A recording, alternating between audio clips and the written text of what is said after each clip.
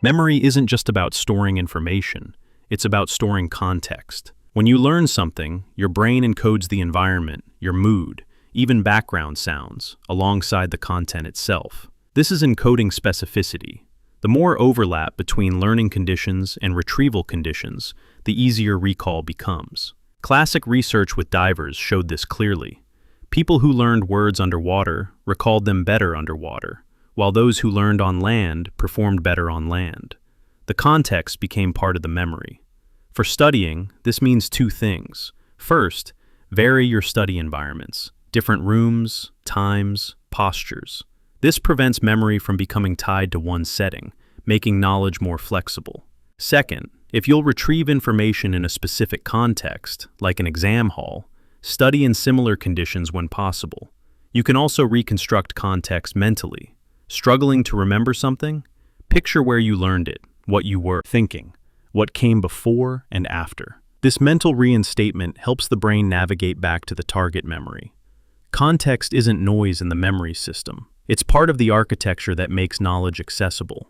Here's the counterintuitive finding. Pulling information out of memory strengthens it more than putting it in again. Testing yourself produces better long-term retention than rereading the same material. This is the testing effect, and it reveals that retrieval is not just assessment, it's learning. When you actively recall something, you're reconstructing it from distributed fragments. This reconstruction requires effort, and that effort changes the memory itself, strengthening neural pathways and making future retrieval easier. The benefits extend beyond individual memories. Retrieval practice improves transfer, your ability to apply knowledge in new contexts. It also exposes what you actually know versus what merely feels familiar. Recognition is easy. Recall is the real test. Interestingly, difficult retrieval produces stronger learning than easy retrieval, provided you eventually succeed or get feedback. The struggle activates more extensive processing. Practically, test yourself early and often. Use flashcards that require genuine effort. Write out explanations without looking. Practice delayed retrieval. Wait hours or a day before testing when recall is harder. The difficulty is the point. Each successful retrieval makes the memory more durable, more accessible, more truly yours. Memory decays predictably. Most forgetting happens soon after learning. You might retain 70% tomorrow, 50% in days, 30% in a week. This is the forgetting curve, first mapped by Hermann Ebbinghaus in the 1880s. Spaced repetition works with this curve, not against it. Instead of cramming, you review at increasing intervals. Tomorrow, 3 days later, a week later, 2 weeks later. Each review catches the memory as it begins to fade, strengthening it and slowing future forgetting. Why is spacing so effective? Delayed retrieval requires more effort than immediate review. You've begun to forget, so recalling demands more cognitive work, and that work produces deeper encoding. Spacing also allows time for consolidation and creates contextual variability, encoding information across different settings and mental states. The optimal interval depends on your retention goal. For short-term retention, use short intervals. For long-term retention, expand them. A day, a week, a month, several months. The key is that spacing feels inefficient in the moment. Yesterday's material comes back easily, which feels unproductive. But cramming's fluency is an illusion. Gains vanish quickly. Spaced practice builds slower but lasts longer. Trust the system, not the feeling. Practicing one problem type repeatedly until smooth feels productive, but it creates fragile learning. The alternative, interleaving, mixes different problem types within a session, cycling through them unpredictably. This feels harder and less successful, but produces something blocked practice doesn't: the ability to identify which approach applies. Interleaving trains discrimination. In real situations, problems don't come labeled. You must recognize what you're looking at before applying a solution. Blocked practice never requires this selection because the problem type stays constant. Interleaving forces you to select every time. Research consistently shows benefits, especially in math, where interleaved practice helps students identify problem structures more reliably. The mechanism. Constant switching requires you to retrieve different approaches and compare them, helping you notice distinguishing features. Blocked practice allows quick improvement within a session, but produces an illusion of competence. That fluency doesn't transfer. Interleaving slows immediate progress, but builds robust, flexible knowledge. Once basics are established, mix it up. Alternate problem types, concepts, or skills. The errors you make reveal genuine confusion that blocked practice would hide. Each selection strengthens your ability to categorize and match problems to solutions, the skill that separates competence from expertise. Learning shifts from passive to active when you ask questions. Instead of accepting information, you ask why it's true, how it works, what makes it different. This is elaborative interrogation, generating explanations rather than absorbing facts. When you explain why something makes sense, you link new information to existing knowledge. You build connections, create retrieval routes, construct coherent mental models. Memory is associative. The more connections, the easier retrieval becomes. Self-explanation takes this further. You articulate concepts in your own words, working through procedures step by step, explaining why each step matters. This forces you to confront gaps. When you can't explain something, you receive immediate feedback about incomplete understanding. Research shows that self-explanation dramatically improves learning across disciplines. It promotes deeper processing. You can't explain without genuinely understanding. It keeps attention engaged, and it builds richer, more distinctive memory traces. Practically, after reading a section, pause and summarize in your own words. Ask yourself why information matters, how it connects to what you know. When solving problems, explain each step as if teaching someone else.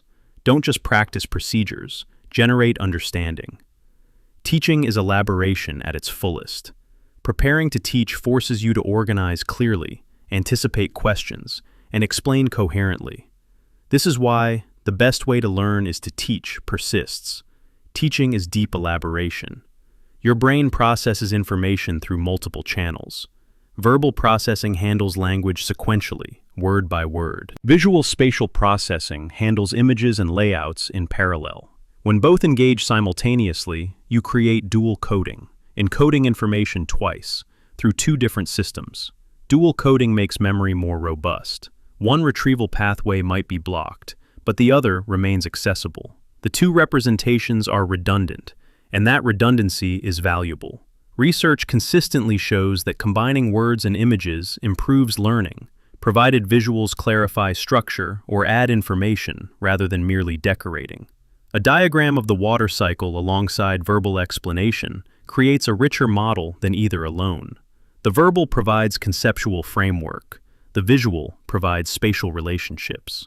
Dual coding also reduces cognitive load. If verbal working memory becomes overloaded, distributing information across visual channels prevents bottlenecks. You can process more simultaneously. You don't need external images to benefit. Mental imagery, visualizing concepts, picturing procedures, engages visual spatial processing. When learning anatomy, visualize structures in 3 dimensions. When learning processes, picture them unfolding.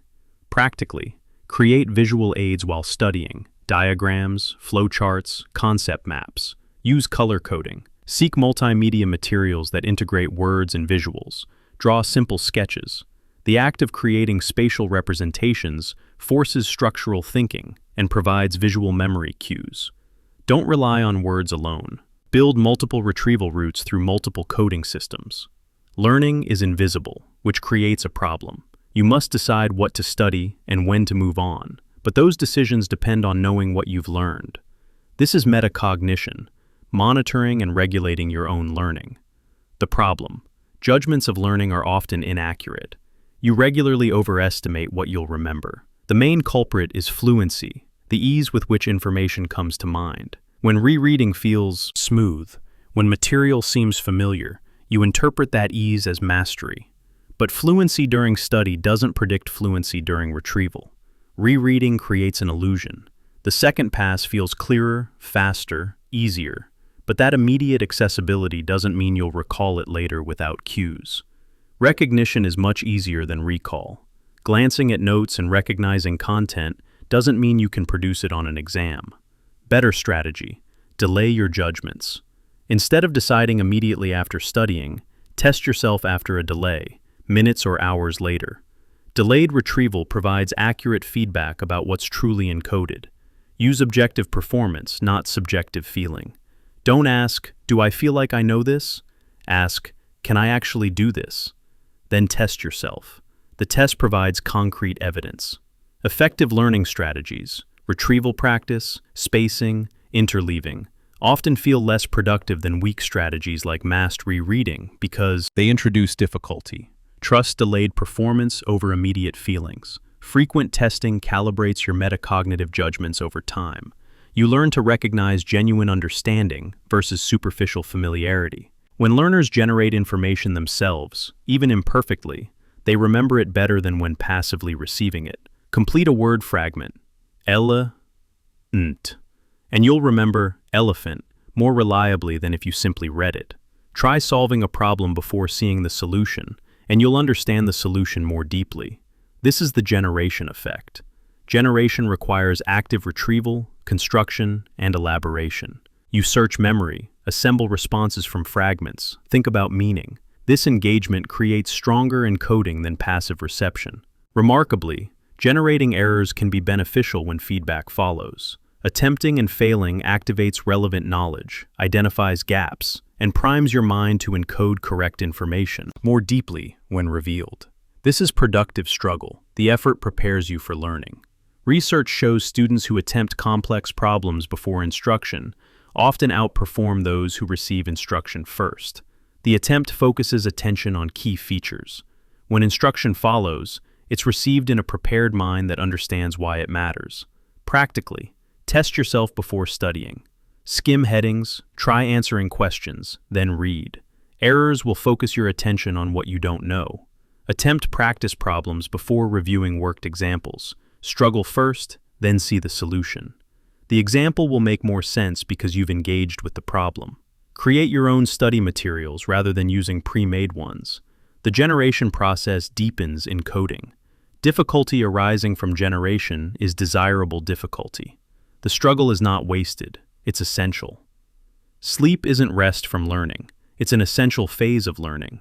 While you sleep, your brain actively processes information, stabilizing fragile memories, integrating new knowledge with old, reorganizing neural networks.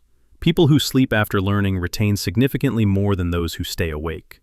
Sleep consists of distinct stages, serving different functions. Slow-wave sleep consolidates declarative memories, facts, concepts, events. During slow waves, the hippocampus replays memories to the neocortex, embedding them into long-term storage. This replay is selective, focusing on important, novel, or emotional information. REM sleep consolidates procedural memories, skills, motor sequences. It also supports emotional processing, creative reorganization, and insight. REM may strip emotional intensity from memories while preserving factual content, which aids emotional regulation. Timing matters. Consolidation works best when sleep occurs soon after learning. Delaying sleep, pulling all-nighters, interferes with stabilization. Cramming may help short-term performance, but produces weak long-term retention because memories were never properly consolidated. Sleep before learning matters too. Sleep deprivation impairs encoding. The hippocampus functions poorly when you're tired, making new learning shallow and fragile. Practically, prioritize sleep. Studying late at the expense of sleep is counterproductive. Study earlier, then sleep. Let your brain do work that waking study cannot accomplish. Sleep well on multiple nights after learning, as consolidation continues over days. Combine active learning strategies with passive consolidation through sleep. Without sleep, learning is incomplete. Working memory, your conscious mental workspace, holds only about 4 to 7 chunks of information simultaneously. This constraint profoundly affects learning. When working memory overloads, processing breaks down and encoding weakens. Cognitive load theory distinguishes 3 types of mental effort. Intrinsic load arises from material complexity. Calculus demands more than arithmetic. You can't eliminate it, but you can manage it by breaking complex material into smaller pieces.